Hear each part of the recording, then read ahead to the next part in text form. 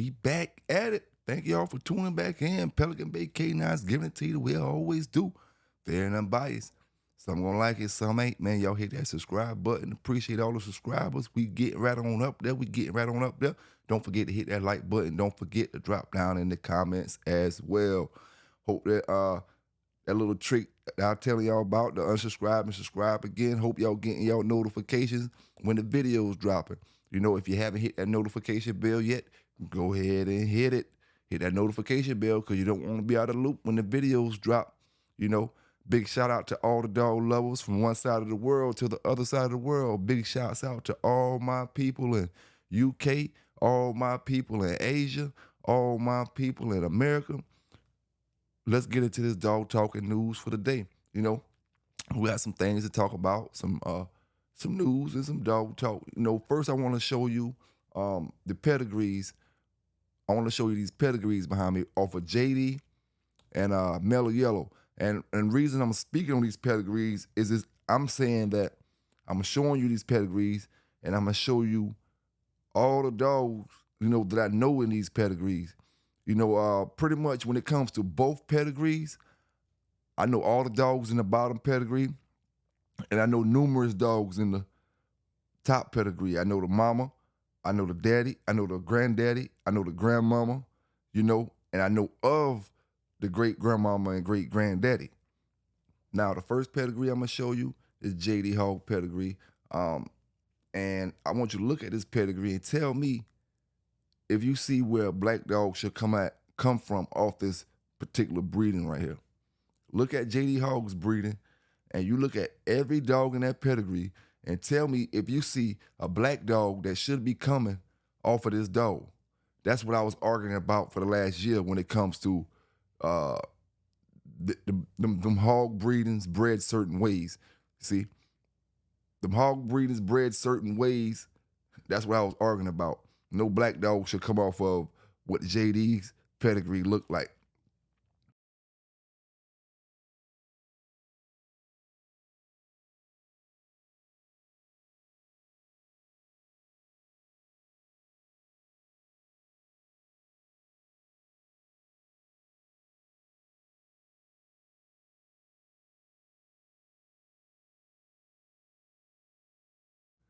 And then you remember just a couple days ago when we were speaking on the gene pool and stuff like that. Okay. Now I said I went out. This is a little teeny out, which is not really an out because it's still Red Boy Jocko. Okay, but it's the different family of dogs. When I took Mellow Yellow, which coming off a totally different family of dogs, bred to JD. But how big can that gene pool really be when all the dogs in the pedigree going back to Big John, Mayday, you know, Big John, Mayday, and Buck? How big can the gene pool be? You know, that's what I was talking about. Now, that's what I was talking about. No matter if you add these lines in, no matter, you know, it just depends on where that line goes back to. And then if we started with Mayday, Yellow, and Buck, then that's all the genes we got in us. And we lost genes down the line if we did a whole bunch of inbreeding, whole bunch of bad breeding. You probably lost a few genes, lost a few traits that you had in your dogs. You know, it's just, you know, it's just 1, 2, 3, man. It's just basic 1, 2, 3. I just wanted to put these pedigrees up here because a lot of brothers been asking me about the pairs. I gotta get my pairs online account back activated, and I'm gonna drop some more pairs with the actual breedings of the other dogs that, you know, I did. Now, while I'm talking about pedigrees and stuff like that, I want to mention this. You know, how can you tell? You know, how can you tell? Just say if I got a male or a female, I'm making them breeding. Females perfect. You know, I'm making this breeding to straighten up one thing. It has nothing to do with attitude. We got, you know, perfect dogs on both sides. I'm doing this breeding to straighten up one thing. It could be her nose. Her nose could be too short. It could be underbite. You know, could be breeding with a dog with a better, you know, jaw structure. Could be her legs. I could be breeding with a dog that's legs is better legs than the other. You know. Now my thing is, fast forward 15, 20 years later, you look at my pedigree. You see these dogs bred up greatly. These dogs bred up greatly. But what you don't see is why, like I said before, why I bred them particular dogs. See, now when you look on that ped, you're gonna see, Pelican Bay's Amos bred with Pelican Bay's Joe Jack. Okay? With them two males. Pelican Bay's Amos bred with Pelican Bay's Susie. All right. You didn't know Susie had an underbite. Susie bred up like a mug. Susie bred up like a mug off all kind of Eli tight bred Eli stuff. You know, the other dog coming down off some tight Jeep stuff. I mean, it looked good. But you didn't know only reason I bred that dog with Susie is to help straighten up Susie's jaw structure. Give her a little better conformation. Not even through the legs and not even through the body, but just had them puppies without that underbite, but with Susie's same attitude, without the underbite. But when you look at them papers 15, 20 years later, you looking at them, they look great. But you didn't know the only reason we added that dog to Susie was for the underbite, to remove the underbite, to make better structured dogs.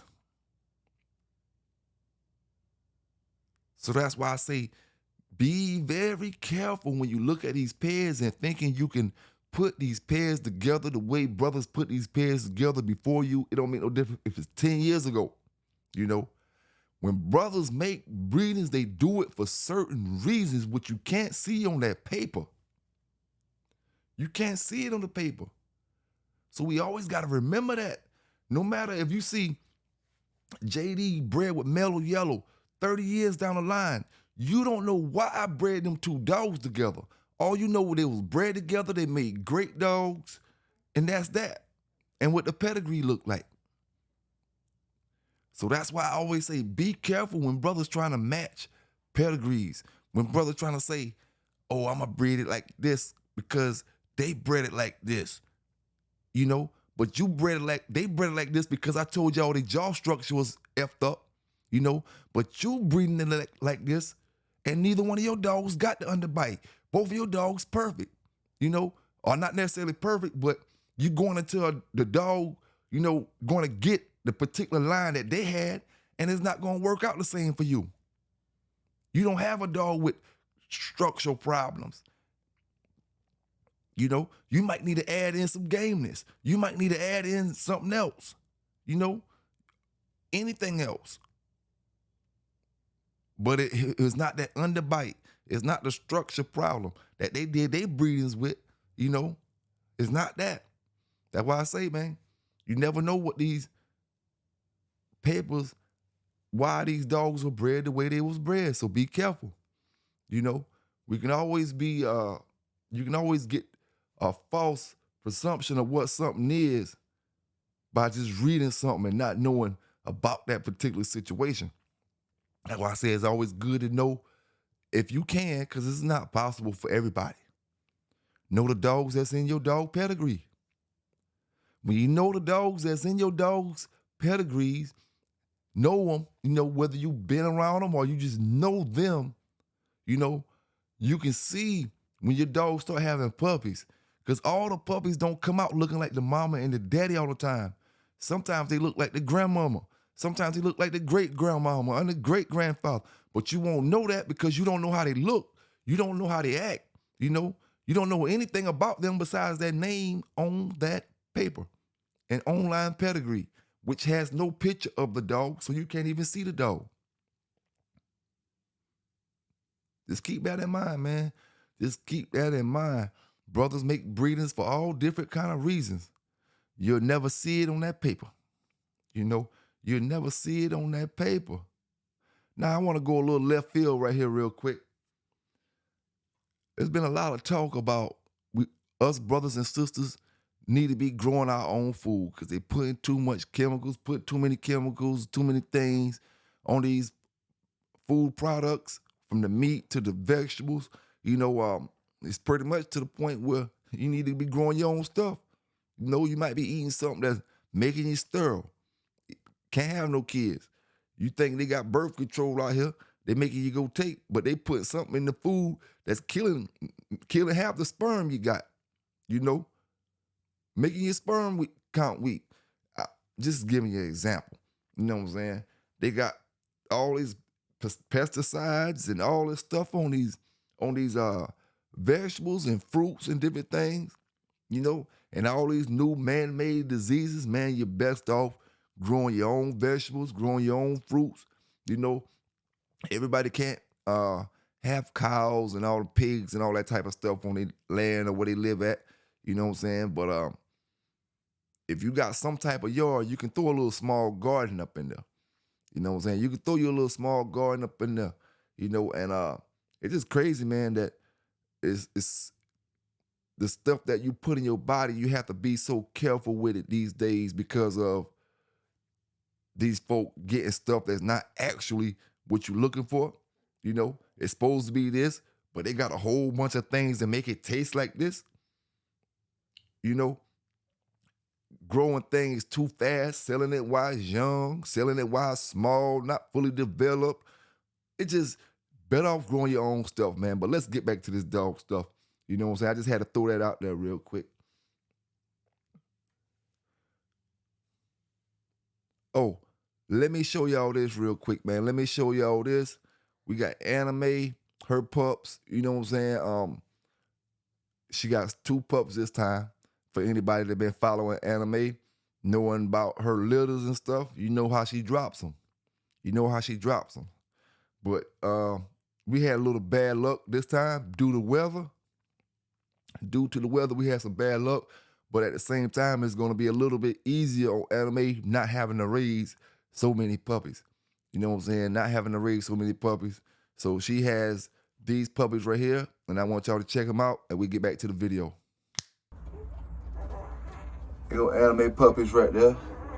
There's 2 of them in here. They coming along just fine.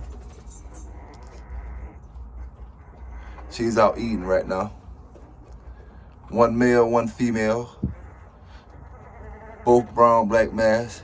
They're about a week and a half now. Gotta look at the calendar. But yeah. Them little jokers getting big too. Watch how big they get over the pit bull puppies.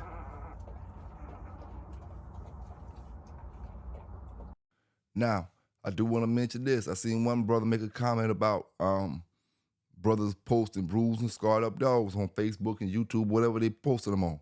It's not a good look. And the brother is right. Posting a bruised and scarred up dog on social media only proves one thing. It don't prove you got a badass dog. I don't know where y'all brothers be getting that from. Just because your dog scarred up, you act like that mean he won. That dog might be scarred up and jumped the damn box. So what are you gaining by showing a scarred up dog? It proves nothing. Y'all, you can see look at the wounds on him, look at the scars on him. That's a warrior. That's a damn curve. That's a damn curve. You don't know it. Them scars don't prove nothing. So, like the brother said, it's only a dummy move to post dogs scarred up and bruised all up on social media sites. You're not proving nothing. You're only proving one thing and one thing right. And you already know what it is. I ain't got to say it. You're only proving that one thing right. So be a little smarter, man. Things happen. Things happen where your dogs get scratches, your dogs get whatever on them. But you and me both know that I ain't talking about that. You and me both know what kind of pictures I'm talking about. Brothers feel like it's a trophy to post their pictures up there with a mangled up dog. Post your pictures with a mangled up dog and you feel like that's a trophy. And like I said before, all them scratches, all them cuts, don't tell what the hell happened to how he got them cuts, how he got them scratches. You can't tell. You can't tell if it's a curve. You can't tell if it's a champion by a picture. You know what I'm saying? You can't do it. All right, we're gonna get back to that dog talk. You know, right now, we're gonna go across the world with this news. We're going to Alaska where we got a couple that was just walking their dogs along the ice. You know, a husband and wife couple walking their dogs along the ice, and boom, all of a sudden the ice give away on one of the dogs. Dog disappeared, dropped under the ice. Woman jumps in to save her dog. Now we're searching for a missing woman up under the frozen ice in Alaska. This next video I'm gonna give y'all, they may have found it because this video came out, you know, a day or so ago. May have found her. Hopefully she's made it out safely. Hopefully she made it out safely. But as of the time that this video dropped, we have a missing Alaska woman went under the ice trying to save her dog. PBK9s, let's go. It was a tragic event for this family.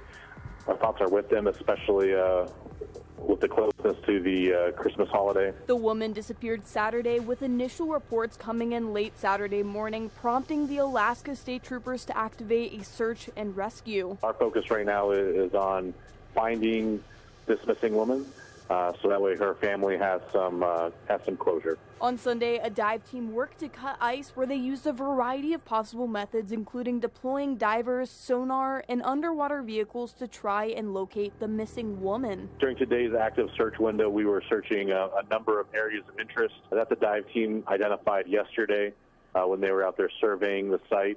We had a Department of Public Safety helicopter doing aerial surveillance yesterday within the area.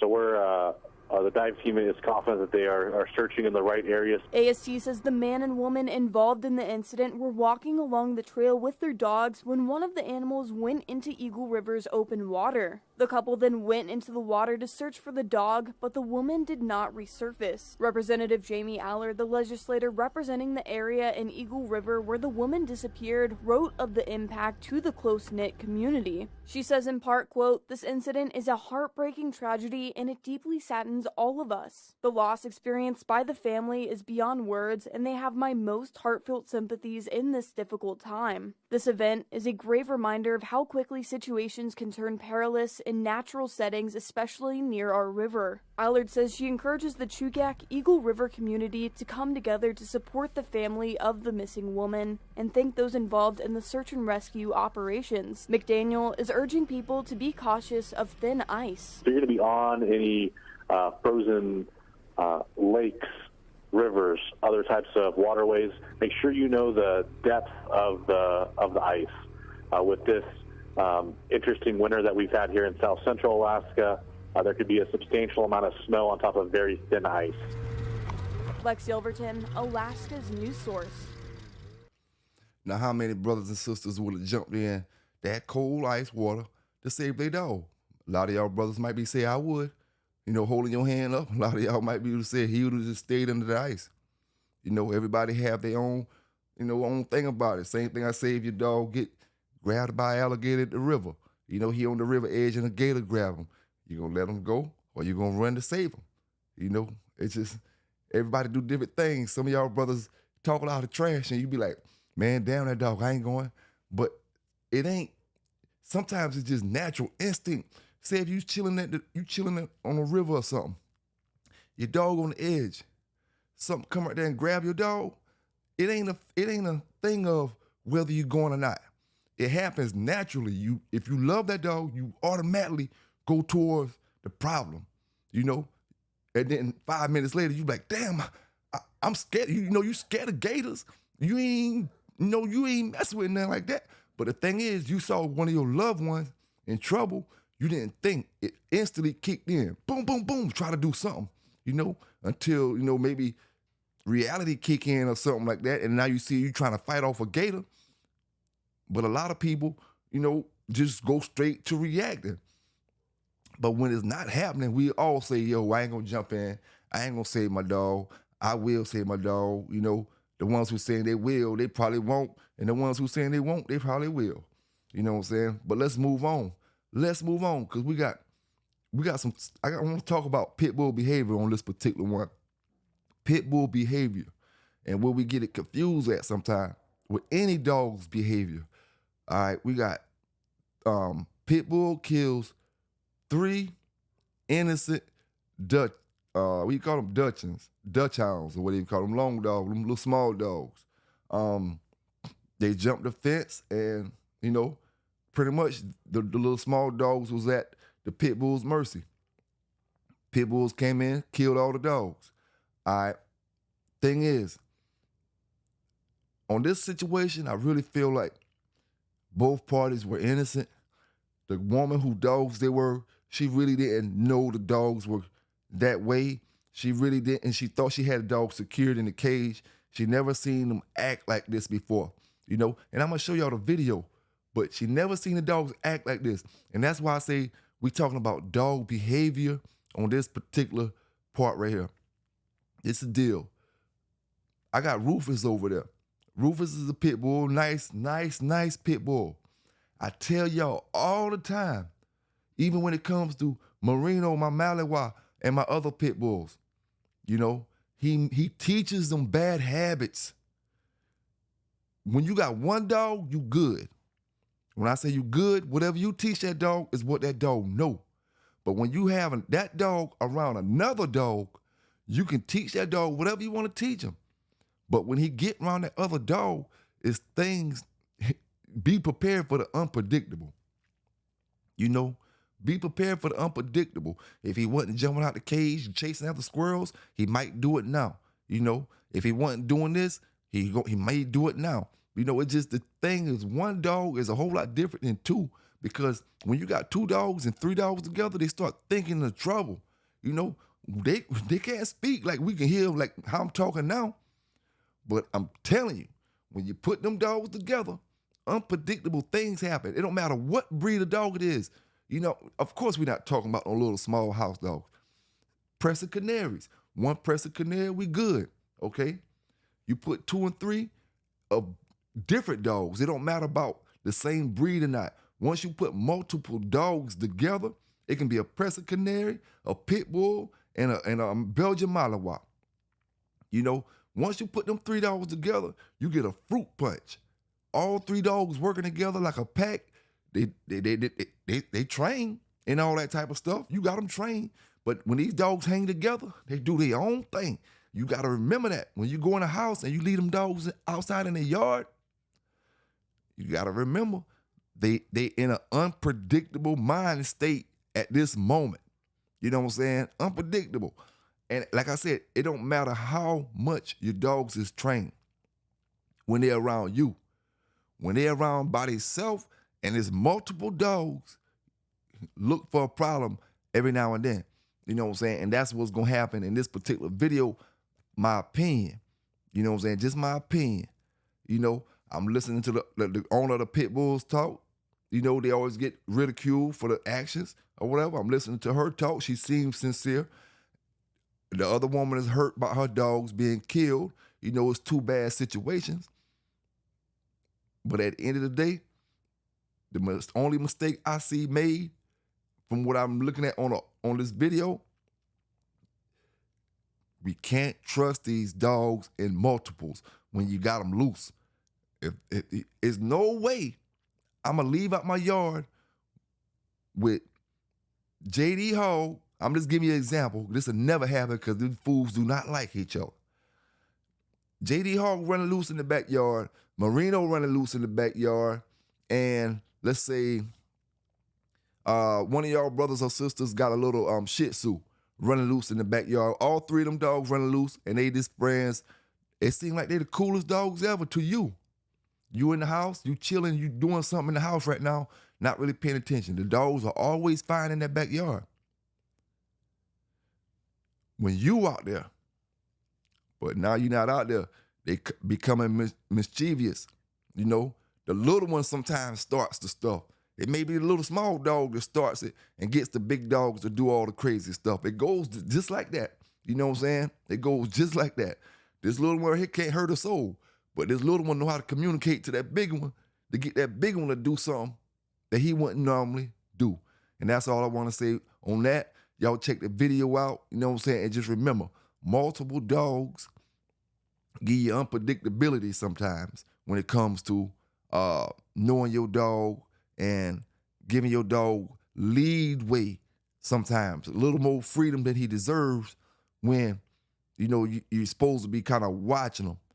At least learn from your mistakes and, keep it moving.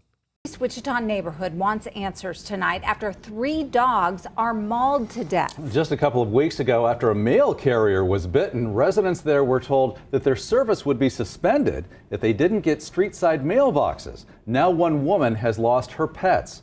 KAKE's Stephanie Minichi is live in that neighborhood after talking with that heartbroken dog owner. Stephanie. Yeah, David, just a little over a week ago, Linda Fox's backyard was full of life with her 4 fur babies running around. But now she's overwhelmed by the silence after that brutal attack of her dogs. When you see your babies getting killed, I'm on anxiety medicine and everything because I just can't get those images out of my head. Those dogs jumping my fence, climbing my fence, just going after my babies and just snatching them. Linda Fox says that day, her neighbor called saying 2 vicious dogs were running down the street. She tried fighting them off with this shovel, but it was too late. Fox lost 3 or 4 dogs to the pit bull attack. She called 911 when it happened and thought things would be handled.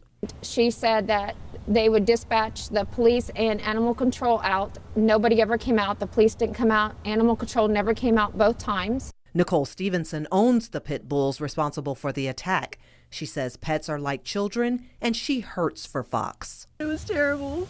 I wouldn't want anyone to go through that. And I know that they probably feel some type of way against me because they were like, oh, she just ran after her dog and didn't care about our dog. But I did. I hurt for your dog, too.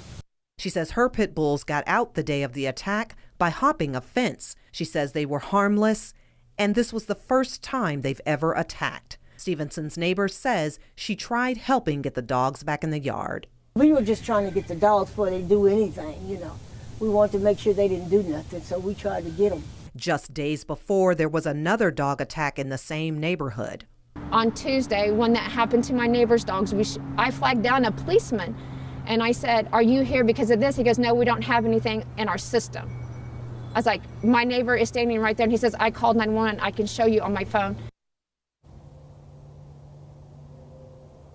Fox says it took animal control several days to show up. The 2 pit bulls have since been euthanized, but Fox says she feels there's a disconnect between 911 and animal control, and she feels that her fur babies would still be with her had they acted sooner. Live in Southeast Wichita, Stephanie Minichi, KAKE News on your side.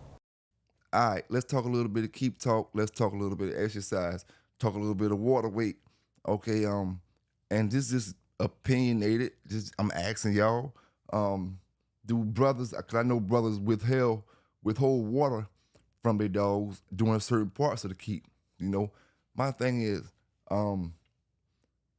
have any brothers ever thought about using the water in their dog food? To also manage the weight wise, because water is one of the most important things for your dog. Taking too much water away from your dog can hurt your dog ultimately. So I always say it's good to play with them scales, good to play with the dog food, good to play with your whole keep program. That's what it's all about. If you don't play with them keeps, when I say play, do them, but have no reason you're not going to no shows. You just practicing how to get your dog in shape. Practicing to see if this works, see if that works, see if this works, see if that works. Because I always say during your exercise program is the wrong time to do tests. See, when I'm going out to a show, I'm going to stick to what I knew from back in the days. If I learn something on one of y'all dog shows, I'm not going to do that on my keep when I'm about to go into a show. I'm sticking with what I know, what's reliable. The stuff that you teach me or the stuff that I learned listening to somebody else show or something, I'm going to do that on my practice time. I'm going to say, yo, boom, let's say this worked. Let's try this time. Oh, dang, it did work. So now I know it worked because I tried it. So now I'm going to implicate it into my program when it's time to go out there. But see, if I take it and I implicate it in my program when it's time to go because you said it's supposed to go right and I put in my program, I only got 8 weeks. Now, 2 or 3, 4 weeks into the program, I see the things that you telling me is not working for my dog. It's too late to switch up to get the full benefits of the keep for my dog for that particular show. Now I'm switching up in the middle of my keep, and I'm only getting a half-looking, half-ass dog when I come out because I only had half the time. So that's why I say always do the new stuff you learn in your practice time. You always got to practice. Nobody who's great in nothing gets great in it without practicing. You know what I'm saying? Nobody. Even like, I'm going to use dog training, for example. If a brother's and me myself, if I want to get better in dog training, I can't train dogs that's paying me. You understand what I'm saying? I got to train while I'm not getting paid. Like, if no customers at all, I got to be training. I got to be practicing. You know what I'm saying? That's what it's about. Practicing to make yourself better.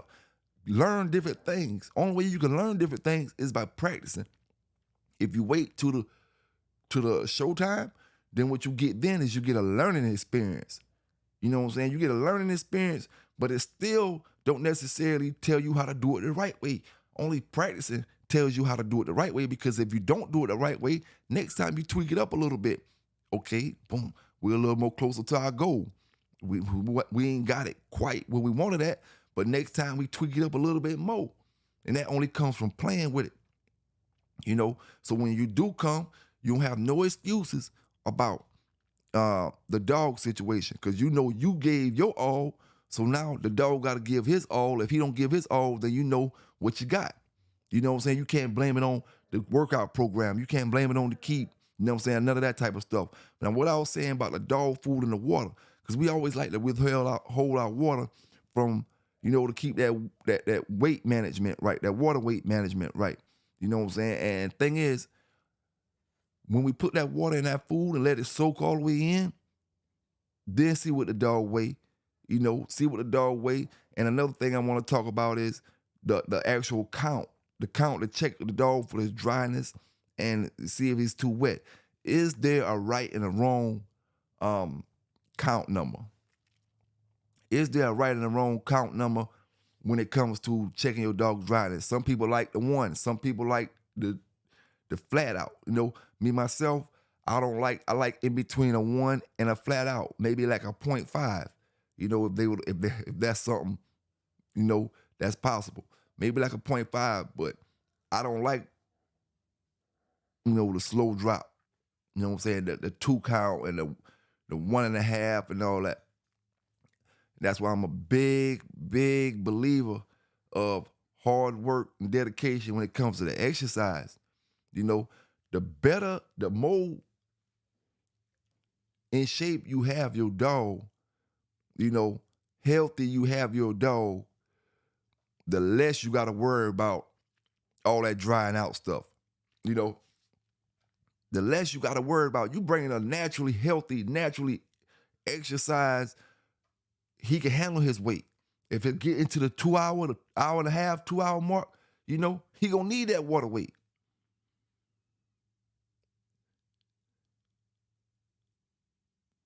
But at the same time, I didn't say fat, you know what I'm saying? Because some brothers are bringing them in too heavy. It's about practice, If most brothers practice before they went into their situation, you will have a whole lot more stiffer competition out here no matter what event is in. A lot of people don't practice. They go with one thing somebody told them, and it just is what it is, It just is what it is. But I wonder, can brothers control that weight, and don't lose water by adding water into your dog food? It's just something that came to my mind, man, because I never really thought about it. We take the water away, we get a dog's feed, it's dry feed. It may have stuff in it, like different things brothers mix into the food, but it's dry feed. By adding water, letting that water sit into that food, say it's a cup, 2 cups of water, a cup of water, and you let it dry all up in the food. Now your dog got a cup of water through that food in his body.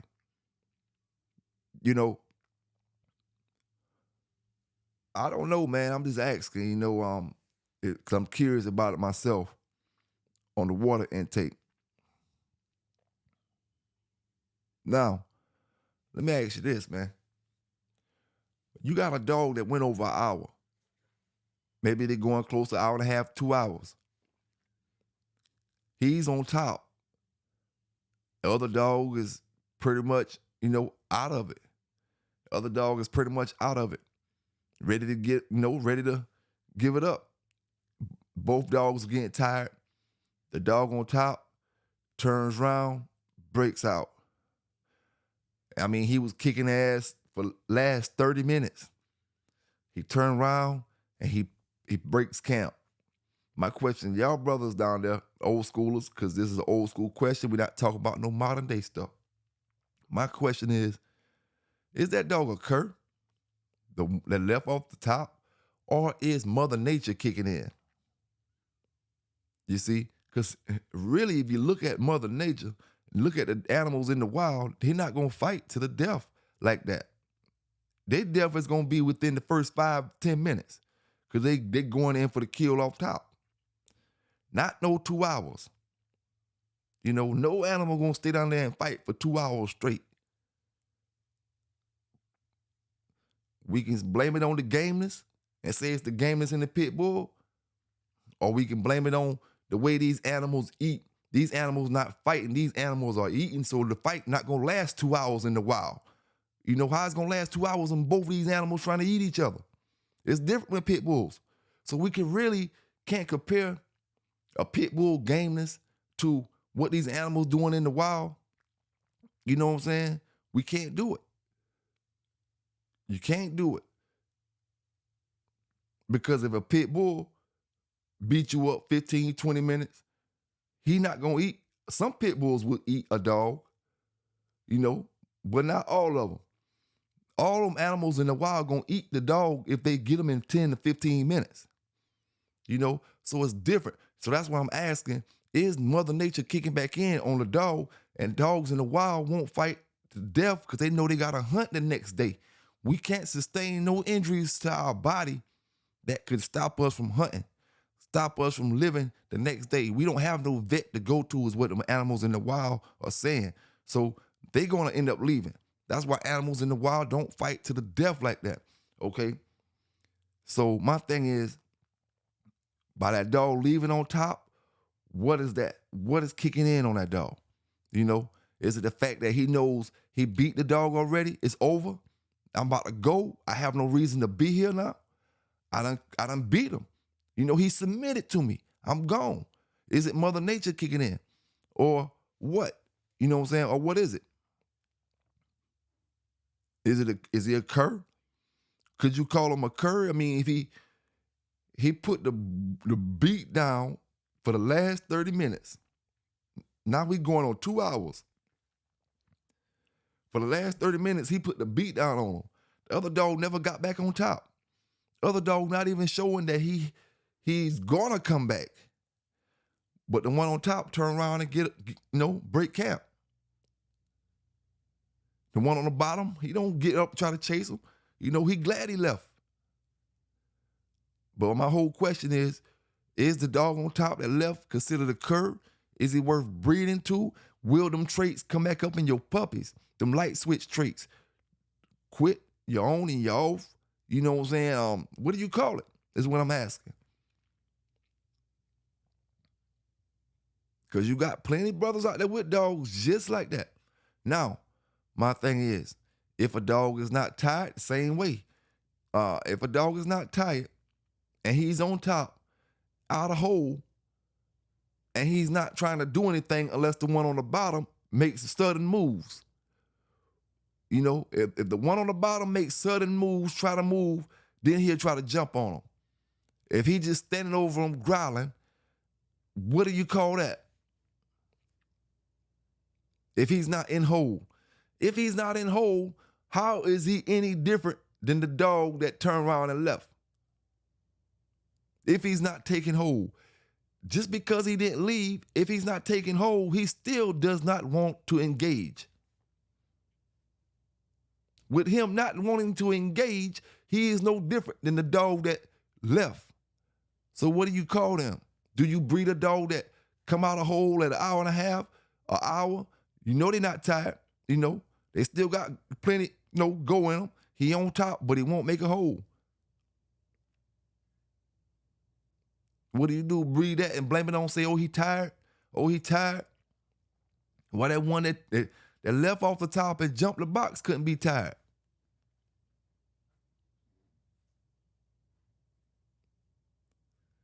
I mean, hey, I ain't taking either one of them side. I'm just asking. It has Mother Nature kicked in on that dog that jumped off the top and went breaking off running when he was punishing for the last 30 minutes? Same way dogs in the wild do. They're not gonna take too much damage. They're gonna get up out of there. When the job's done, when they got their territory, the dogs in their territory that are submitted and got the picture that this their territory, they finish fighting. So that's why I'm wondering, man, because I've seen when the dogs, they had their little owners over there jumping, hollering, and hooping, yeah, this and that, and he on top, but then he stopped, grabbing hold, and he started looking like he just want to play the top and growling type thing. You know what I'm saying? He ain't want to dip down in there and grab a hold no more. And then some of them, they be in hole. I done see them like this. They'll be in hole, and they be winning for the last 30 minutes. Soon as they come out of hole, pew, they out. They out. And then the other dog don't chase him. He go the other way. One going this way, one going that way. Now the one going that way, he occurred. What y'all say about the one going this way, the one that was on top? I don't know, man. I know brothers will be in the chats, not just mine, any chat, with too much pride and trying to look like, they're doing stuff that they're not doing, talking about they culling this and culling that when you're breeding that same shit. You know what I'm saying? You're breeding it. You're not going to get rid of it. You're not going to come up here and talk about what that dog did. You're going to talk about the other one. You're going to talk about the one that did other things when he was in the square. You're not going to talk about that one that light switch that you still breeding, getting puppies off of, because you know what people going to say. Or you're not going to tell that particular story, rather. You're not going to tell that story, man. Oh, now, let's get this real quick. I wanted to ask y'all this. I'm not going to make this too long today. Worms, man, when it comes to worms, can your dog be fully worm-proof? Not worm-proof, but I mean, if I worm my dog today at the beginning of the month, some wormers last 3 months, some people worm every month. If I worm my dog today at the beginning of the month, what does that worm medicine do for my dog throughout the rest of the months? Okay, when you worm your dog, my opinion now, I'm only speaking my opinion, I'm not speaking from a doctor's standpoint. When you worm your dog, that worm medicine reacts to the worms your dog has right then. To the worms your dog has right then. Kills the worms, get them out of them, whatever. My question is, what happens in a week if your dog becomes around a contaminated area? What happens in 2-3 weeks when your dog eats something that flies been on, that's something that has worms in it?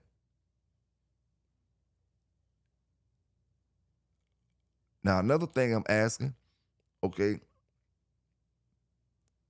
puppies is really the main thing I want to talk about, the puppies. Is it such thing as puppies being born without worms? And if the mama dog don't have worms when she's pregnant, how can the puppies be born with worms? If the mama dog is in a controlled environment, a controlled area, how can the puppies get worms be born with worms if the mama dog don't have worms when she's pregnant? I'm not telling you, I'm asking y'all brothers. Now, if my female is completely worm-free, now, that's a powerful word, completely. Because sometimes maybe our dogs are never completely worm-free. Just Maybe got her, for the most part, might be still got one lingering around up in there somewhere. You know, but can puppies be born worm-free?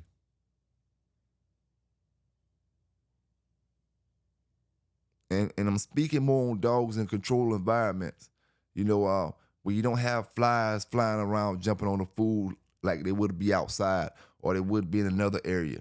You know, when you don't have things that can bring all type of parasites to the food and that particular dog, you know, landing on the dog, getting on the dog, walking on, you know, dogs get parasites by walking in different areas.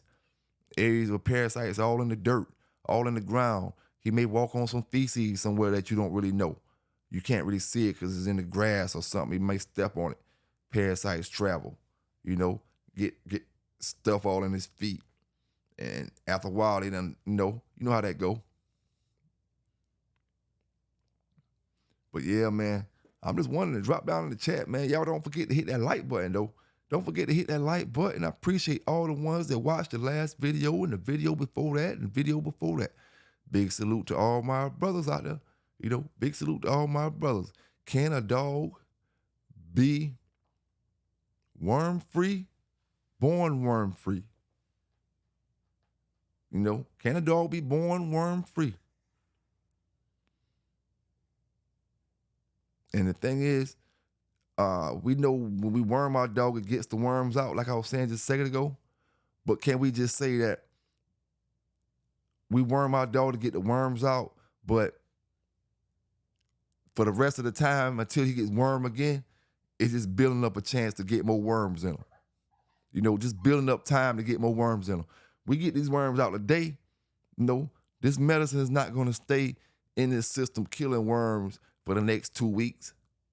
This medicine going to be shitted out, pissed out within a day or so while you giving them that worm medicine along with the worms that the dog has. So now, next few weeks, you know, the worms building back up again. It just depends on what kind of, you know, if you got it in them areas or you got flies and stuff flying to the food or however them worms travel and get to the dog. Say we're going 3 months, every 3 months. And I could be wrong. Some of the worm medicine may last in a dog, may stay in the dog's system to where it kills the worms over a period of time. I'm not sure, you know, but my opinion, I think the worm medicine just kills the worms right then. And now you gotta worry about the future, you know. But I could be wrong, man. I could be wrong. But I wanted to, you know, talk about that a little bit because I was curious. Like, we worm these puppies, and sometimes we see worms, sometimes we don't. You know, I've heard that worms be dissolved in the stomach once you give them medicine and stuff like that. Me personally, if my dogs have worms, I like to see my dogs pass the worms. I like to see the worms passed in the bowel movement. But, you know, drop down in the comments, man. Y'all don't forget to hit that like button. Like I said, y'all stay safe out there. You know, PBK9s, always giving it to you the way I always do. Now, before I get up out of here, I want y'all to check the little pup out. She's 2 weeks old today. She's had her first wormer today. You know, I usually worm 3 days in a row. When I do my worm, I usually worm 3 days in a row. So she got her first today. She'll finish it off on, Sunday? She'll finish it off on Sunday. Haven't named her yet. Well, actually, I haven't named any of them yet.